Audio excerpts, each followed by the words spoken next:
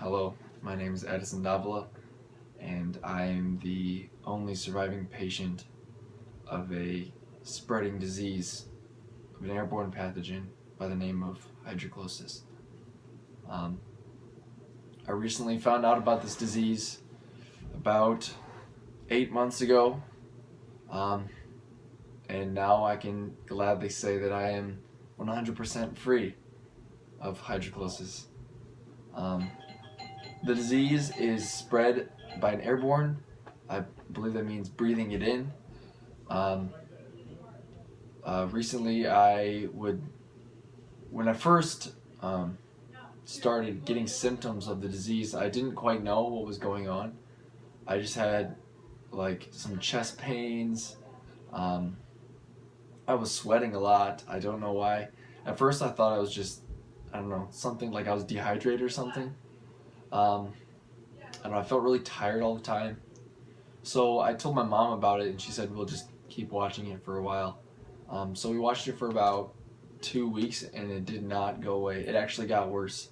Um, I felt really dizzy all the time, and I was like sweating profusely while I was sleeping, and I'd wake up like in a cold sweat.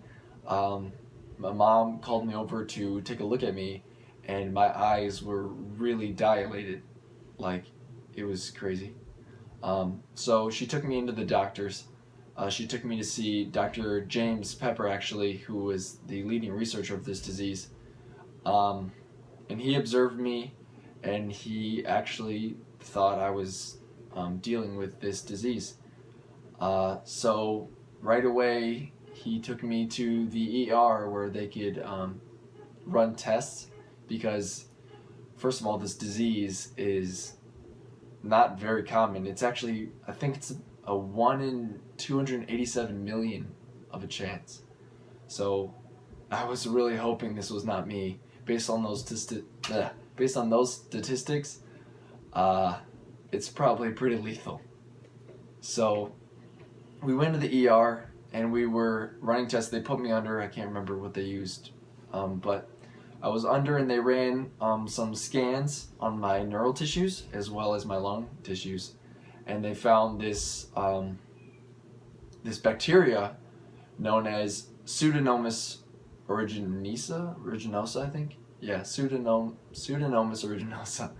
As obviously you can tell, I'm not anything to do with science, but um, apparently it was this brain bacteria that had spread from my lungs that was corrupting my brain. I don't quite know. I just know that it was a very vital to my health. It was very fatal. That's the word I'm looking for. And actually, I think they were both not excited, but they were curious. Yeah, they were curious because they never really had someone. Well, I mean, they've had some experiences in the past of people with this disease. In fact, I think there was one girl, Cassie Jensen. She was diagnosed. That's who this doctor was telling me about. This lady named Cassie that they had also diagnosed with this disease back in 2012. I can't remember exactly the date, but it was somewhere between 2010 and 2013, I think. Anyway, she had actually passed away, but she had been experiencing all of the same symptoms that I had been experiencing. So that was really scary, especially since that resulted in death. So I had no hope at all. Um, so after the procedure was done, since it was a newly discovered disease, they didn't really have that much information on it. They just told me what some of the symptoms were and what some of the reasons were for it traveling. It's more of a common disease above Tennessee, like above the middle border of the U.S. Also, in close quarters, like environmental regions, like dorm rooms or like even houses, I guess, if you have enough people. I don't really know how it's spread besides how it's airborne, so you breathe it in. Um, Also, maybe potential other countries. It could be traveling from other countries into this. Recently, I had gone to China and Costa Rica within the last 5 years or so. That was one of the questions they asked me. And it's potential that I could have gotten the disease while I was out there and brought it in the U.S. I'm definitely not the cause of it, but that could be. I don't know where Cassie had gone, or any other person who had been diagnosed with this had gone before. If it was just a local disease that was um, found, but apparently it's more common in men than it is women. I believe there's only about 2 other cases that are women, like Cassie and some other girl, but there are at least 7 cases with men over the last, I don't know how many, 7 years, and I have been the 5th. There are 2 others that had passed away recently. I don't remember their names, but Dr. James was helping me in hope that I could be the one that could tell this story, which obviously I am. But anyway, Dr. James, he would give me options. He gave me options of ways to try to treat this disease. He gave me some antibiotics, like any standard doctor would do, but he also told me to get a lot of rest and to eat fruits. I was a little like, okay, fruits, but I guess they're high in vitamins. But apparently, the acidity of the fruits. So he told me to eat like oranges and lemons and pineapple and things of that sort, but also to stay hydrated and drink a lot of water, because apparently the acidity in the fruits could maybe kill the virus or bacteria in my body, apparently.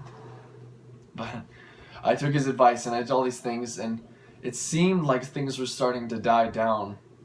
But I really wanted to make sure, and he gave me this antibiotic. I can't remember what it's called. It's been so long. This is like 8 months ago. But anyway, I probably have the bottle. I could go get it. But he gave it to me, and I had been taking it for a while. And about 6 months ago, I'd had the disease for about 2 months at this point. I started to have hope because some of the symptoms were going away. Like, I wasn't feeling as tired anymore. I wasn't feeling like dizzy. My eyes started to go back to normal. And like a lot of weight was lifted off my shoulders, and especially my family's shoulders, because like knowing that there were 8 other accounts besides me that had all ended in a fatal, like have ended in death, and I have the potential of surviving. This was a hope that it's like way more than any positive situation that I've ever experienced. I mean, it was still bad that I was potentially had that danger, but I also have the potential of life. So I had done the treatment that he suggested and taken the antibiotics for a while, and they ran some scans about 5 months ago. So this was after the 3rd month of having the disease, I guess, and the bacteria seemed to be shrinking. So I was very, very excited, especially my family when they heard the news. So him, Dr. James, and his assistant, I can't remember, I think it was Timothy Pibbs or something. Yeah, Timothy Pibbs. And they were like taking notes and basically studying me. It felt kind of weird because I'd never been like studied before. I mean, who has been studied before? But yeah, they took notes on a lot of like reactions to the antibiotics and things. They had me journal how I was feeling, and different procedures that I do. I had to do multiple visits to this doctor where I can't remember where they were. It was in California.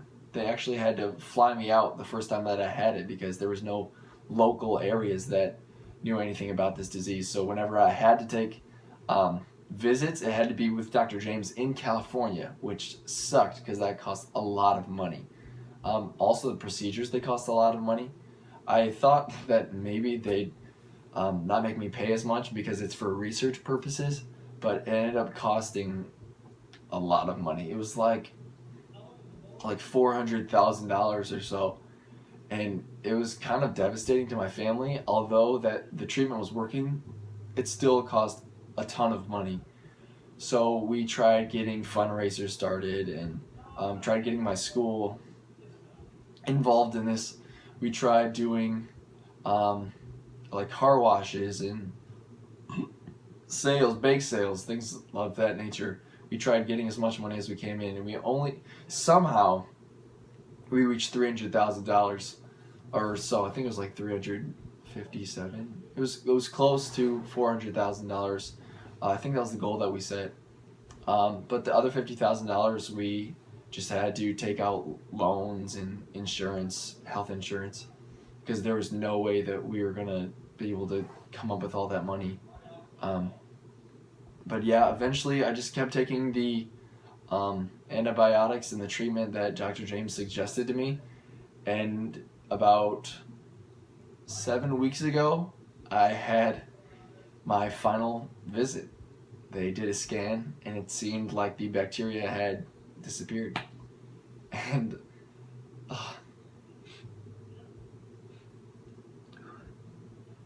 it was just